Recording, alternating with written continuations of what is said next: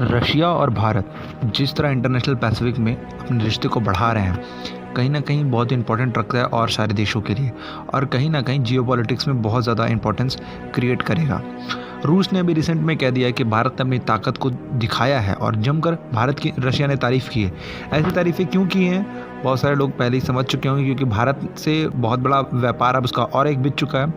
ऐसी अटकलें लगाई जा रही थी कि भारत सरकार ने ये फैसला लिया है कि रूस के साथ तब तक कुछ रास्ता मतलब जो भी डिफेंस का सौदा है तब तक रोक दिया जाएगा जब तक ये स्पष्ट ना क्लियर ना हो जाए कि अमेरिका S-400 मिसाइल सिस्टम की डिलीवरी पर प्रतिबंध लगाएगा या नहीं।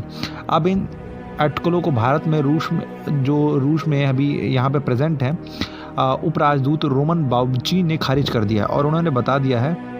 कि क्या होने वाला है और क्या नहीं होने वाला है। अगर देखते हैं तो बाबूशी ने रक्षा सौदे पर भारत की जमकर तारीफ करते हुए कहा कि S-400 मिसाइल सिस्टम खरीदने का फैसला इस बात का एक मजबूत एग्जाम्पल है कि हमारी डिफेंस और डिप्लोमेट साझेदारी कितनी उन्नत है और राष्ट्रीय सुरक्षा हेतु अपने इंटरनेशनल भागीदारों को चुनने के लिए भारत संप्रभुताओं कितनी मजबूती है। उन्होंने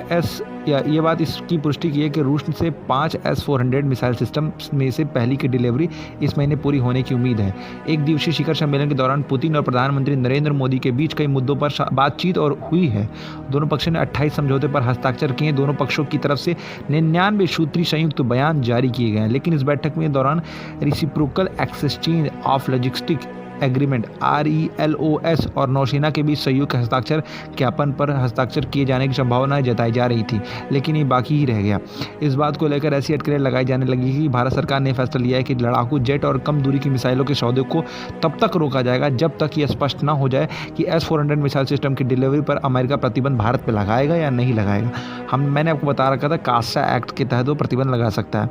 इस अटकलों को खारिज करते हुए रोमन बाबूची ने अमेरिकी दैनिक द हिंदू में से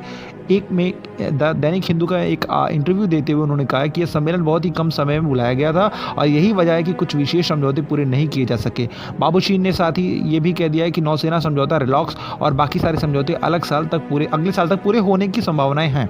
बाबूशी ने कहा कि द्विपक्षीय संबंधों के अलावा बहुपक्षीय मुद्दों पर भारत और रशिया सहयोग बढ़ा रहे हैं। उन्होंने भारत द्वारा इस साल गुटनिरपेक्ष बैठक NAM में एक पर्यवेक्षक देश बनने के लिए रूस का समर्थन करने और भारत को शंघाई सहयोग संगठन SCO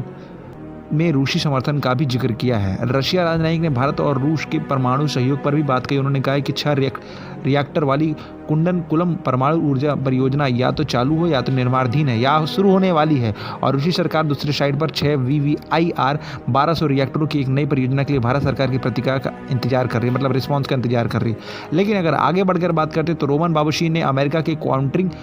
का प्रतिबंध पर उन्होंने टिप्पणी करते हुए कहा है कि और करार देते हुए कहा है कि यह समझौता अमेरिका को लक्ष्य बनाकर नहीं किया गया है। आपको बता दें कि कास्टा के तहत अमेरिका रूस से रक्षा सौदा करने वाले देशों पर प्रतिबंध लगाता है। ऐसी आशंकाएं थी कि अमेरिका इसी कानून के तहत भारत पर भी प्रतिबंध लगा सकता है, लेकिन अभी तक अमेरिका की तरफ से प्रतिबंधों को लेकर स्थिति स्पष्ट नहीं की, मतलब अभी कोई क्लियरेंस नहीं मिला है।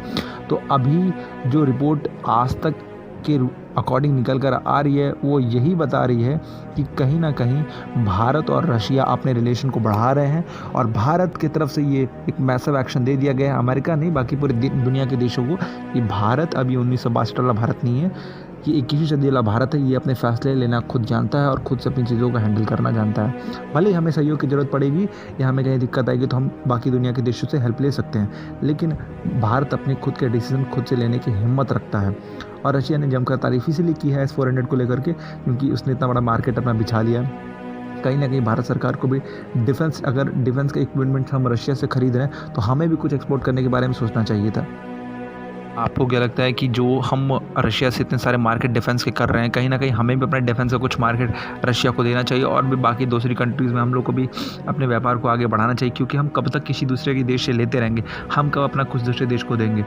इस वीडियो पे आपकी क्या राय है, और रशिया जिस तरह भारत की तारीफ़ कर रहा है अपने व्यापार को लेकर के, अपनी चीज़ों को लेकर के, उस पर आपका क्या मानना है और कितनी तेज़ी के साथ करना चाहिए और हमें एक डेडलाइन कब तक की रखनी चाहिए, इस वीडियो पे आपका क्या मानना है टोटली हमें कमेंट करके ज़रूर बताइएगा।